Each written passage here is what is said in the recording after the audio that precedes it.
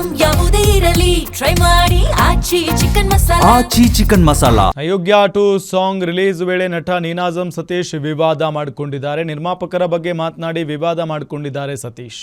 Producers cinema ಮಾಡಿ ಅಷ್ಟು ಇಷ್ಟು ಹೋಯ್ತು ಅಂತಾರೆ. ಈ ರೀತಿ ಹೇಳಿದರೆ ಹೇಗೆ? ಸಿನಿಮಾ ಮಾಡುತ್ತಿರೋರ ಕಥೆ ಏನು?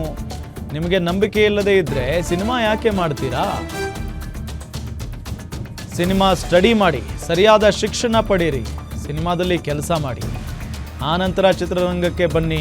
ಮಾತಿನ ಬರದಲ್ಲಿ ನಿರ್ಮಾಪಕರಿಗೂ ಟಾಂಗ್ ಕೊಟ್ಟಿದ್ದಾರೆ ಸತೀಶ್ ನೀನಾಜಂ ಹೇಳಿಕೆ ವಿರುದ್ಧ ನಿರ್ಮಾಪಕರು ಗರಂ ಆಗಿದ್ದಾರೆ. ಈಗ ಬದುಕಿದೆ, ಯೋಚನೆ ಮಾಡಿ.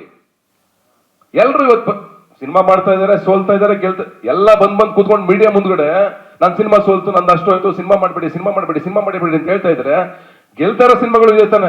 ನಾನು ಗೆದ್ದಿದ್ದೀನಿ, ಇಷ್ಟು ದುಡ್ಡು ಮಾಡಿ ಇನ್ನೊಂದು ಸಿನಿಮಾ ಮಾಡ್ರಪ್ಪ ಅಂತ ಹೇಳ್ಬೇಕು ತಾನೆ. ಎಲ್ಲ ಬಂದು ಮೀಡಿಯಾ ಮುಂದ್ಗಡೆ ಕೂತ್ಕೊಂಡು ಏನಂದ್ರೆ, ಆಯ್ತು ನನ್ ಸಿನಿಮಾ ಸೋಲ್ತು, ಇಷ್ಟು ಹೋಯ್ತು, ನನ್ ಸಿನಿಮಾ. ಹೌದಪ್ಪ, ನಿನಗೆ ಗೊತ್ತಿರಲ್ವಾ ಸಿನಿಮಾ ಸೋಲುತ್ತೆ ಗೆಲ್ಲುತ್ತೆ ಅಂತ? ಮತ್ತೆ ಯಾಕೆ ಸಿನಿಮಾ ಮಾಡಿದೆ ನೀನು? ಆ ನಂಬಿಕೆ ಗೊತ್ತಿಲ್ಲ ಅಂದ್ಮೇಲೆ ಸ್ಟಡಿ ಮಾಡು, ಎಜುಕೇಶನ್ ತಗೋ, ಸಿನಿಮಾದಲ್ಲಿ ಕೆಲಸ ಮಾಡು, ಆಮೇಲೆ ಬಾ. ಇದಾರೆ ನನ್ನ ಎದುರುಗಡೆ ಸುಪ್ರೀತ್ ಅವ್ರ ಪ್ರೊಡ್ಯೂಸರ್, ಸಕ್ಸಸ್ಫುಲ್ ಪ್ರೊಡ್ಯೂಸರ್ ಇದಾರೆ. ಕೇಳಿ, 16 ಸಿನಿಮಾಗಳು ಡಿಸ್ಟ್ರಿಬ್ಯೂಟ್ ಮಾಡಿದ್ದಾರೆ, ಎಲ್ಲರಲ್ಲೂ ಪ್ರಾಫಿಟ್ ಮಾಡಿದ್ದಾರೆ. ಯಾಕೆ ಆಗ್ತಾ ಇದೆ? ನಿಮ್ಗೆ ಎಜುಕೇಶನ್ ಬೇಕು. ಸಿನಿಮಾ ಅಂದ್ರೆ ಬರೀ ದುಡ್ಡು ಹಾಕೋದಷ್ಟೇ ಸಿನಿಮಾ ಅಲ್ಲ. ಸಿನಿಮಾ ಕಥೆ ಗೊತ್ತಾಗಬೇಕು ನಿಮಗೆ, ಸಿನಿಮಾ ಮೇಕಿಂಗ್ ಗೊತ್ತಾಗಬೇಕು. ಸಿನಿಮಾ ಗೊತ್ತಾದ್ರೇನೆ ಆಮೇಲೆ ನೀವು ಪ್ರೊಡ್ಯೂಸ್ ಮಾಡ್ಬೇಕು ಸಿನಿಮಾ. ಇಲ್ಲಾಂದ್ರೆ ನೀವು ಮಾಡೋದೇನಾಗ್ತಾ ಇರುತ್ತೆ ಗೊತ್ತಾ? 10 ಜನ ಪ್ರೊಡ್ಯೂಸರ್ ಹಿಂದಕ್ಕೆ ಹೆಜ್ಜೆ ಹಿಡ್ಕೊಂಡು ಹೋಗ್ತಾ ಇರ್ತಾರೆ. ನಮಗಲ್ಲ, ಯಾರು ಹೊಸ ಹುಡುಗರು ಸಿನಿಮಾ ಮಾಡೋರು 10 ಜನ ಹಿಂದಕ್ಕೆ ಕೊಟ್ಟು ಹೋಗ್ತಾರೆ.